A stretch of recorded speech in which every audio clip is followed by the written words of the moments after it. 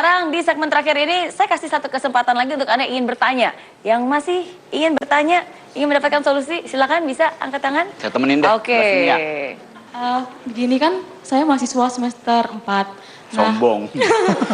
Nah, dalam menjadi mahasiswa itu kan kita lagi giat-giatnya namanya organisasi gitu kan. Nah, tapi dalam organisasi itu kan kita nggak nemuin semua temen yang baik gitu. Ada aja temen yang namanya free rider. Nah, dalam organisasi tersebut saya kan berhadapan sama senior-senior saya. Nah, mereka itu hobinya tuh menyuruh. Tapi ketika hasil karya saya itu dia nggak baik, maka dia itu menganggap bahwa itu sebagai karyanya gitu. Padahal dia itu menyuruh saya gitu untuk mengerjakan itu. Tapi kalau misalnya karya itu kurang baik, maka dia tuh blame gitu, menyalahkan ke saya gitu. Nah, bagaimana cara menghadapi senior yang seperti itu dalam organisasi gitu. Terima kasih. Oke, thank you ya. Jadi kalau misalnya hasilnya baik, dia yang mengambil kredit. Tapi kalau misalnya buruk, oke, disalahkan. Iya, bentar saya ke depan dulu. Oke, gimana tuh untuk menghadapi orang-orang seperti itu? Iya, di buku saya keempat, saya nulis ada teori namanya teori hidupkan klakson. Apa hidupkan klakson? Kalau kita punya keahlian, umumkan kita punya keahlian itu. Dan begitu kita sudah punya, pakai ilmu padi, merunduk, merendahkan hati. Nah, tapi kalau supaya orang tahu pakai ilmu klakson dong. Gue punya keahlian ini. Gimana caranya sekarang era sosmed?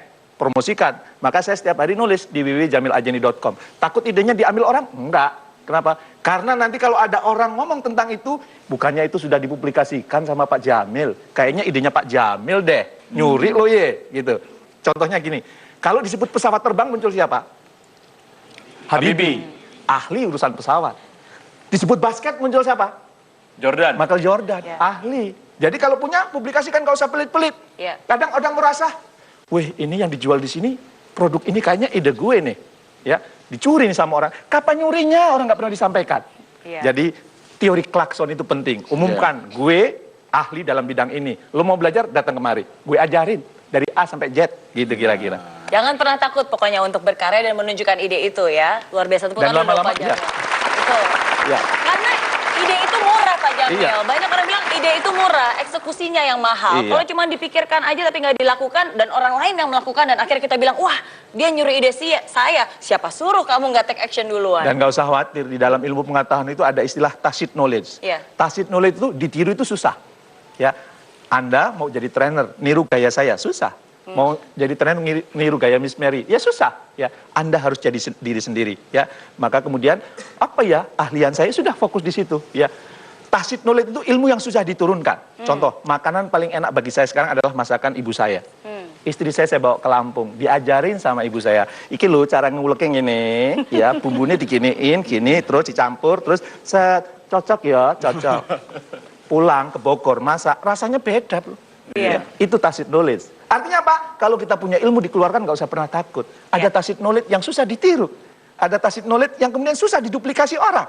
Ya, kalau kita semakin takut mengeluarkan, nanti dicuri bos saya, nanti dicuri teman saya. Semakin banyak kita berkeluh kesah seperti itu, semakin banyak ilmu yang tidak kita keluarkan, dan akhirnya kita menjadi orang yang di bawah. Tapi ini memang sesuai banget ya dengan pesan Possible saya berikutnya. Mari kita lihat poster Possible yang ketiga. Keberuntungan mungkin bisa membawamu ke posisi atas, tapi karakterlah yang membuatmu tetap berada di sana. Nah, jadi seringkali mungkin karena beruntung, karena kerja keras, karena usaha, akhirnya Anda bisa berada dalam posisi atas, posisi sukses. Tapi ingat, karakterlah yang membuat Anda bisa terus bertahan di sana. Karakter seperti apa? Karakter integritas tadi, jujur, tetap rendah hati, mau belajar, tidak menyalahkan dan tidak mengecilkan orang-orang lain. Itulah karakter yang akan membuat kamu tetap berada di atas di posisi itu. Dan kalau kita berbicara tentang mental kepiting, malam ini kita bilang jangan menjadi orang yang bermental kepiting. Kalau gitu harus jadi seperti apa? Menurut saya belajarlah dari seekor semut. Anda pernah lihat semut? Ya, semut itu mereka bukannya saling menjatuhkan, tapi justru mereka saling bantu-membantu. Ada satu makanan, mereka panggil teman-temannya, ngerubutin sama-sama. Yuk, kita sama-sama bawa ini keluar. Kita juga harus seperti itu, tetap rendah hati, mau toleransi, mau bekerja sama, bukannya menjatuhkan. Dan semut itu pekerja keras ya Pak Jamil ya. Jadi pokoknya apapun itu, walaupun besar, walaupun kecil, kapanpun juga dia akan selalu berusaha untuk bisa melakukan apa yang harusnya dia lakukan. Boleh saya nambahin news ya? Boleh, silakan. Ingat ya, kalau kita sudah di atas jangan lupa. Kalau saya sering nyampaikan di keluarga saya, setiap kamu adalah pemimpin. Ya, dan tugas pemimpin adalah menumbuhkan orang lain. Tugas pemimpin itu melahirkan pemimpin, ya, bukan menginjak orang untuk tidak tumbuh, tapi melahirkan pemimpin.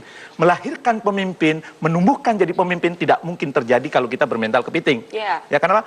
Lah nanti kalau dia naik ngancem saya. Ya, kalau dia naik saya jadi pusing. Ya, makanya kalau saya misalnya di sebuah pertemuan pimpinan itu ada yang bolak-balik keluar masuk ruangan. Kenapa sih? Biasa Pak, kantor kalau saya tinggal berantakan. Hebat Pak, bukan orang hebat. Kenapa? Dia tidak punya kader. Pemimpin itu melahirkan pemimpin. Kenapa? Pemimpin yang hebat itu ya bisnisnya tetap jalan ketika pemimpinnya jalan-jalan, ya.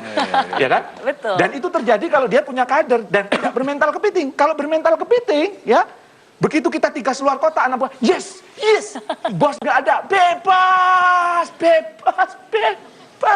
Begitu bosnya pulang, ya datang. Kenapa sih nggak lama-lama aja? Kenapa? Pasti bos yang seperti itu kemungkinan menghambat kehidupan orang-orang yang di bawahnya. Jangan pernah bermental kepiting, tapi tumbuhkan orang lain, hadirkan orang lain menjadi pemimpin. Ya. Tapi momen yang baik ini harus selalu kita abadikan. Tenang aja, pasti muat. Soalnya kita fotonya pakai Oppo Camera Phone. Nah. Oke, pesan Pak Jamil buat semua yang menonton episode malam ini, mental kepiting. Iya, kita hebat karena kita menghebatkan orang lain. Ya, kita bisa tumbuh kalau kita menumbuhkan orang lain. Era sekarang bukan era tentang aku, era sekarang adalah era kita. Kita harus naik derajat menjadi kita.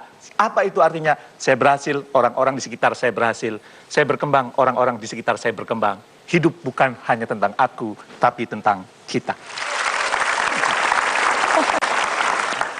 Agar Anda tidak bermental kepiting, ingat 3 pesan possible saya malam ini.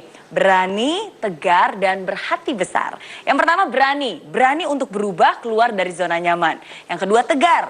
Jangan bangga akan pujian, tapi juga jangan ciut akan makian. Semua itu adalah proses pendewasaan diri. Dan yang ketiga, ingat, berhati besar. Saling menguatkan, bukan menjatuhkan. Bekerja sama untuk masa depan yang lebih cerah.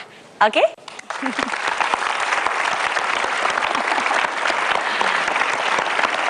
Dan tentunya terima kasih sekali Anda sudah menyaksikan I'm Possible malam ini. Terima kasih juga untuk Oppo Camera Phone. Dan Anda semua yang ada di rumah pun juga bisa berpartisipasi lewat email atau bahkan bisa juga ikut hadir di studio. Caranya mudah, ikuti terus dan dapatkan informasinya di akun Twitter kami @possiblemetrotv dan juga Instagram kami @I'm_MEtroTV. Saya Mary Riana bersama Mac Denny dan Pak Jamil Azaini pamit undur diri. Sampai jumpa minggu depan. Dari Impossible jadi I'm Possible.